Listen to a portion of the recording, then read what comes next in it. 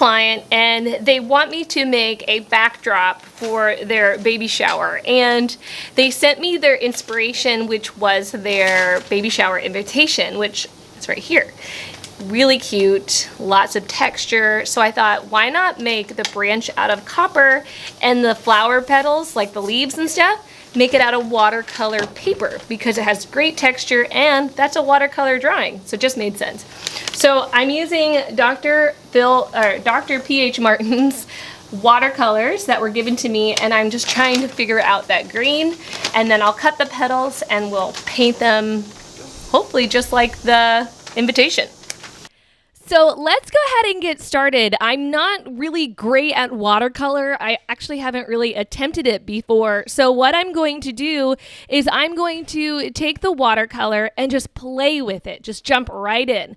So now I'm taking the watercolor paper and I'm freehanding the leaf pattern and just cutting all of the leaves at once to make sure they're all the same kind of size.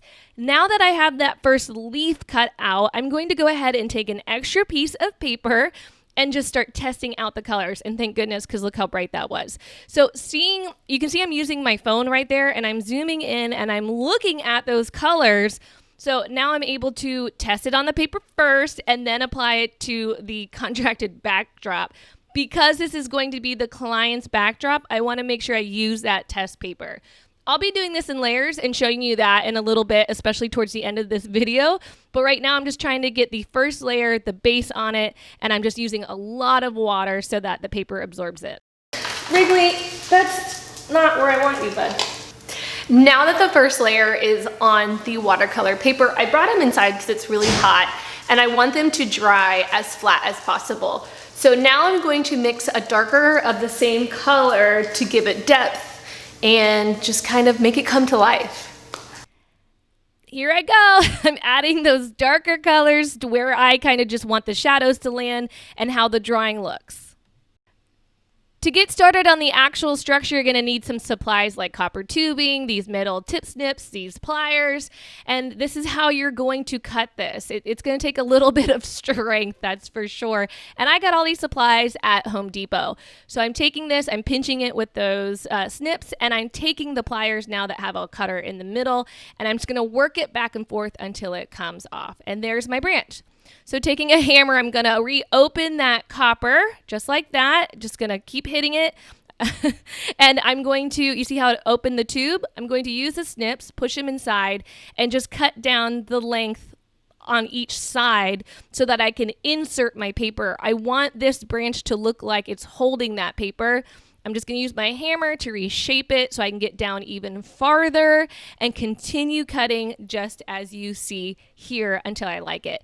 I'm also going to take the corners and I'm going to snip those off so they become more of a triangle, which will allow it to look more like a branch like this. So taking some Beacon Creates glue, I'm going to put it inside the tube because if I put it on the paper, it's going to soak it. But this will help stabilize the paper once I hammer this into place. So you can see now how that tip looks real nice onto the paper, and I'm just going to use my hammer and simply hammer it in place until I like it. So I'm going to hammer it down just a little bit more on the stem here, and look at that. Isn't that beautiful? So just so it looks more cohesive, I'm adding even more copper using this thinner tubing, and you'll see what that's for in a minute. So here's the big piece of copper, and that's going to be the main structure. And I'm using this, you can see, it's a really cool tool I got from Harbor Freight, and it allows me to bend piping. I didn't buy the stand clearly on accident, so it's going all over the place, but you can see what we mean.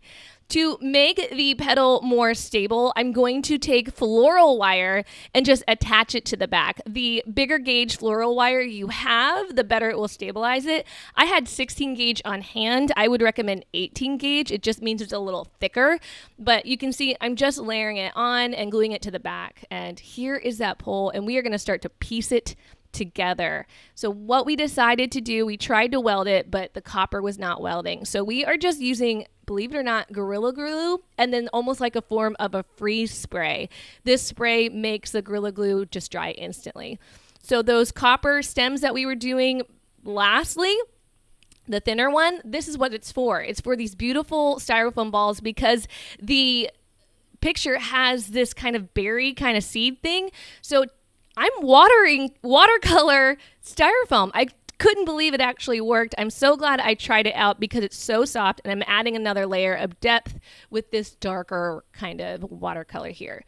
So there are the stems, and you can see right in front of you, the styrofoam balls just go right onto the copper and they hold into place beautifully. I am covering the paper with some trash bags so that it doesn't drip onto the finished product as it dries, but I wanted them to dry. So this is how it looks, and I love it. It turned out great. Though here, it all comes together, and this is the original inspiration right here. And this is how I made it come to life, being 8 feet tall by 6 feet wide. I know, I overdid it, but we're celebrating a baby. And just a reminder, this is watercolor paper and copper, and it came together beautifully. I love how soft it is, and it's a perfect backdrop for virtual shower. Love this detail with styrofoam balls, and just remember, no matter how crazy the world gets, you can still celebrate.